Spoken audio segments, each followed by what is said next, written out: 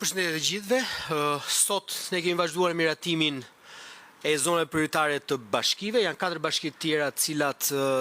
kanë miratuar në zonave prioritare. Ne tashmë shkojmë në numrin 40 të bashkive. Siç kemi përmendur edhe më parë, paketi maleve vazhdon të ketë një interes të shtuar përsa i përket aplikantëve në gjithë territorin, në 40 bashki tashmë të cilat janë shpallur me zonat prioritare. Një pjesë e mirë e bashkive shumë shpejt do të vazhdojë me miratimin të Këshillit Bashkiak dhe besoj që ky proces do të vazhdojë po ashtu javë pas javë dhe me miratimin e bashkive të cilat kanë për të miratuar akoma zonat prioritare, por ajo çfarë ne konstatojmë dita ditës është që vetë bashkitë tashmë janë duke konstatuar një interes të shtuar në fakt të banorëve të zonave të përkatëse, sidomos për zhvillimin e ekonomisë rurale, por një interes i shtuar edhe për gjithë shqiptarët të cilët kanë lidhje të fortë me zona të caktuara në territor brenda vendit, po jetojnë jashtë Shqipërisë. Kështu që besoj shumë që dhe me miratimin e 4 bashkive të fundit do të vazhdojmë po ashtu me ritme edhe më të shpejta përsa i përket aplikimeve në territor. Faleminderit. Razila Muslima nga Report TV. Zoti Demo, Komisioni i Reformës Territoriale ka nisur dëgjesat në territor dhe dëgjesa e parë ishte nga Lezhë. Në atë mbledhje u adresuan kritikat forta nga kryetari i bashkisë, kryetari socialist Pierin Ndreu, për mënyrën se si qeveria po i qaset pushtetit vendor. Pati kritika dhe akuza, mund të them, se po uzurpohen sipas tij kompetencat e pushtetit vendor dhe bashkitë po kthehen në xhepat të qeverisë. Konkretisht ishin 3 shqetësimet e tij: centralizimi i ujësjellësit, pra ju hoq si kompetencë bashkive dhe i kaloi Ministrisë Infrastrukturës, po ashtu edhe fakti që stacionet e plazhit menaxhohen tashmë nga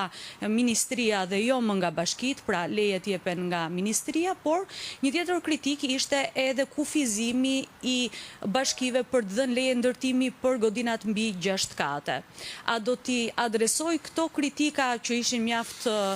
të prekshme, le të themi, për pushtetin vendor në Komisionin e Reformës Territoriale, kryesisht për kompetencat dhe funksionet e bashkive, dhe a keni një koment për këto 3 shqetësime që ka ngritur zoti Ndreu? Faleminderit. Spari mua më vjen mirë që ky proces ka filluar. Ne kemi qenë të interesuar që ky proces fillonte shumë më parë dhe këtë e kemi diskutuar edhe bashkarisht. Unë mendoj që mendimet e të gjithë aktorëve, patjetër duke filluar me kryetarët e bashkive, por jo vetëm,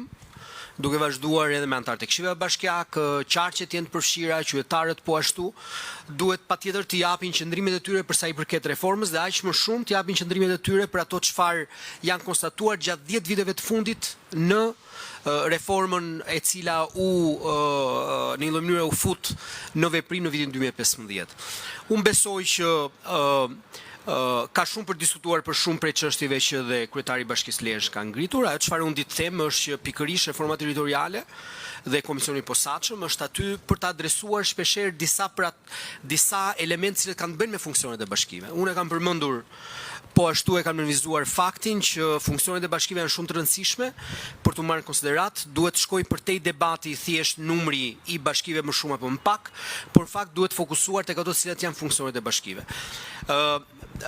Kuptohet që qeveria qendrore nuk do të biri gjithmonë dakord me bashkitë. Unë kam qenë vetë kryetar bashkie. Dhe kjo është një gjë normale që ndodh jo vetëm në Shqipëri, por në gjitha vendet e botës.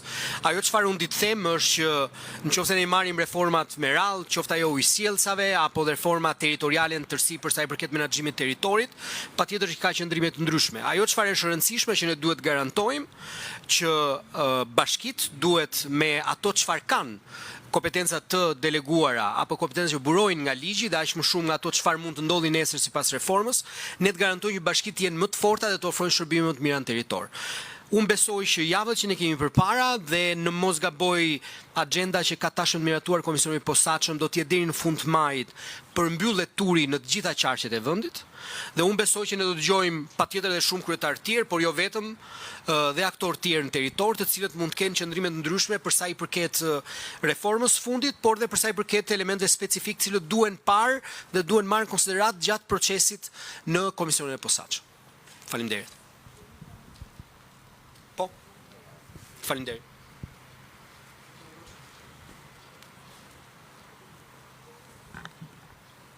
Mirëdita të gjithëve. Me kënaqësi do të ndaja sot 2 vendime që propozohen dhe që vinë në qeveri me propozimin e Ministrisë Turizmit, Kulturës dhe Sportit. Më e rëndësishmja është e para që është miratimi një vendimi qeverie që rrit ndjeshëm mbështetjen për shpërblimet,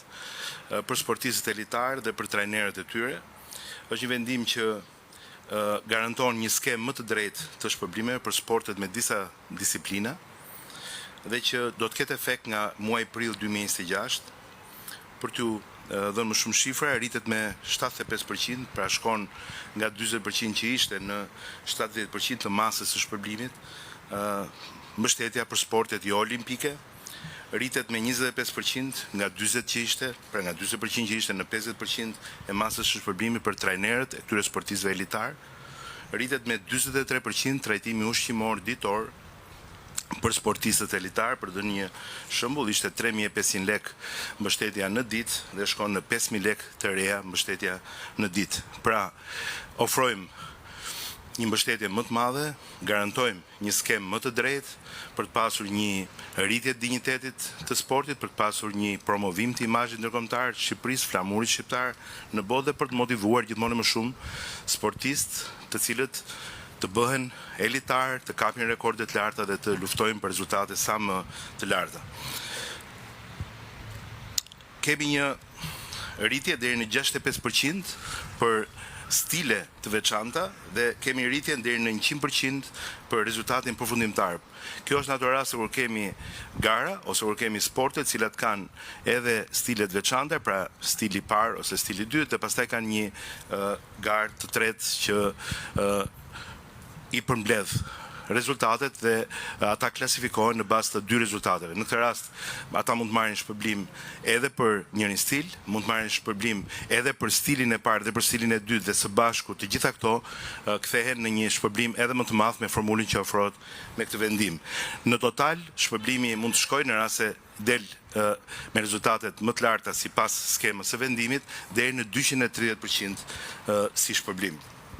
Ka një rritje deri në 200% ose 3 fishim për disa kategori rezultatesh në kampionate europiane, ka një rritje mesatare nga 50% deri në 100%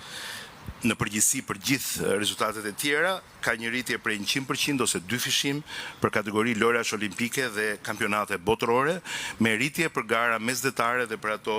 ballkanike. Është një vendim i cili natyrisht vjen si një ndryshim i vendimit aktual, por ka një përmirësim të ndjeshëm, siç e theksova në këtë paketë mbështetje që e kemi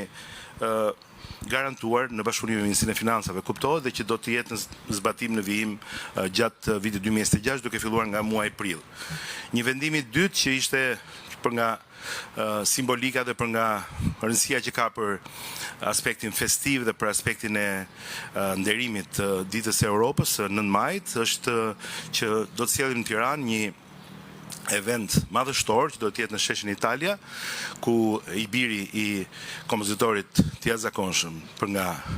gjithë karriera e tij, Ennio Morricone, do të drejtojë orkestrën e radio televizionit shqiptar dhe do të ketë edhe korin e teatrit kombëtar të operës dhe të baletit në një koncert, në një event, në një spektakël i cili do të jetë për nga përmasa dhe për nga rëndësia dhe për nga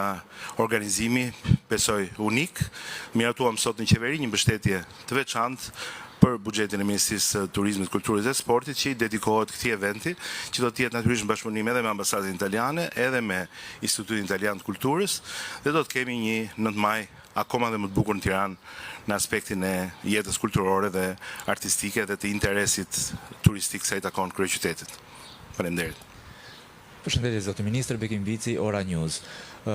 Me qenë se po afrohet edhe çelja e sezonit të ri turistik veror. Në sezonin e kaluar pati probleme përsa i përket disa zonave me furnizimin me ujë të pishëm, por edhe problemi kryesor ai i mbetjeve, pra mos trajtimi në mënyrën e duhur të mbetjeve. A ka marrë masa ministria juaj për, le të themi, evitimin e këtyre problematikave të konstatuara në vitin e kaluar? Ju e dini që me krijimin e Ministrisë së Re të Turizmit, Kulturës dhe Sportit ka pasur një reorganizim në nivel institucional dhe ka një ndarje portofoleve. Në këtë rast mjedisi ka përsipër edhe gjithë problematikën sa i takon trajtimit mbetjeve dhe pastrimit në kuptimin e rangut të vendit në kuptimin e gjithë politikave dhe themi masave që i takojnë pastrimin, trajtimit mbetjeve dhe natyrisht ne jemi pjesë aktive e grupeve dhe e task forces apo e njësive që do të krijohen në nivel rajonal, por edhe në nivel vendi nga Ministria e Mjedisit në këtë rast, e cila po ndërmerr hapet e duhur për të garantuar një sezon edhe më të pastër në kuptimin e sezonit veror, por edhe në përgjithësi për gjithë vitin. Megjithatë, Agjencia Kombëtare e Bregdetit, për shkak se e ka kryer dhe vjet, ka dhe një kontratë shtesë në ndihmë të bashkive ku kemi shtuar dhe 2 bashki tjera mbi skemën që ishte vjet, që është kam përshtypjen Bashkia e Lezhës dhe Bashkia e Pogradesit, ku do të kemi një nivel, si themi, edhe më të mirë pastrimi për në disa orare, në disa zona, për disa prej pikave problematike që kemi në këto bashki, në përgjithësi në gjithë bashkit që janë bregdetare apo me liqene, si që rasti Pogradesit, që të kemi një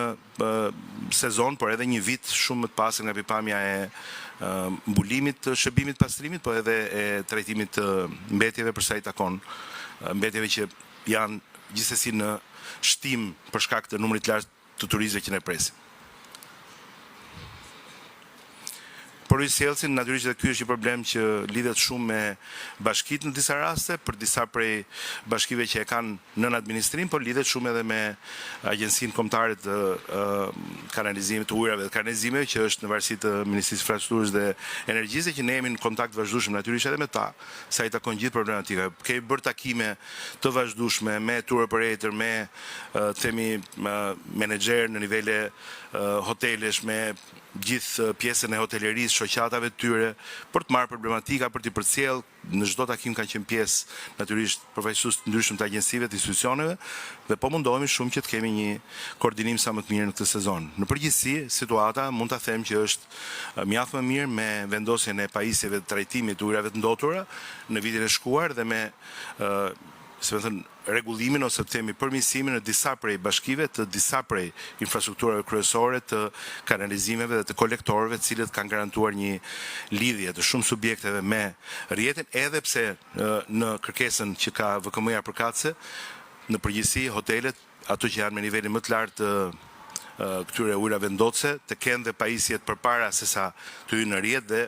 janë duke investuar dhe janë duke u plotësuar me këto sisteme, të cilat natyrisht që në rast se nuk janë